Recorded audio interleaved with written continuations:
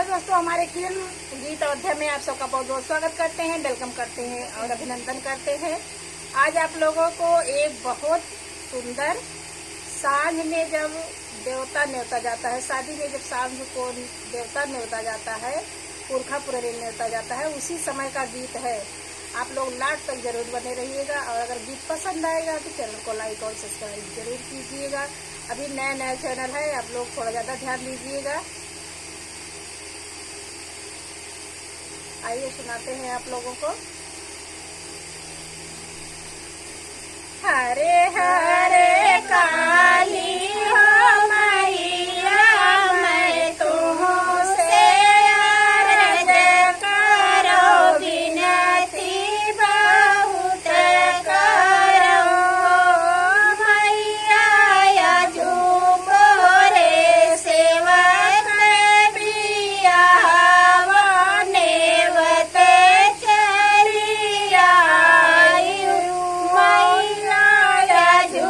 तो रे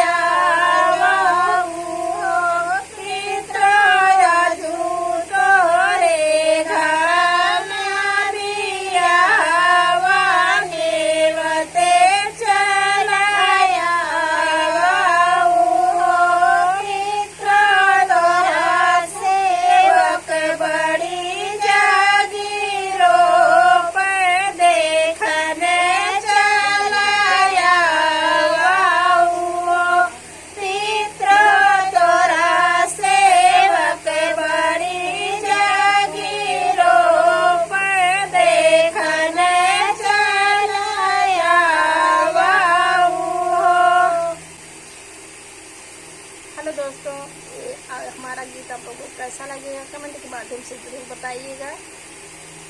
और आप लोग खुद सीख के खुद साज इंसान देखिएगा भी। नहीं, ये सांझ का है, निसार का नहीं है। अभी बहुत जगाने वाला फिर हम लोग डालेंगे अपने चैनल पे, सांझ का है। आप लोग लास्ट तक जरूर बने रहिएगा और कमेंट के माध्यम से जरूर बताइएगा कि हम लोगों का गीत कैसा लगा। हम देवरानी जेठानी 3 लोग। हाँ भाई, आज मेरे बड़की जेठान आई गए हैं, आप लोगों का जरूर देखिए और बड़की जेठानी नाम पर कमेंट जरूर करिए। नहीं जेठान। फिर मिलेंगे आपको अगले गाने में, तब तक के लिए धन्यवाद।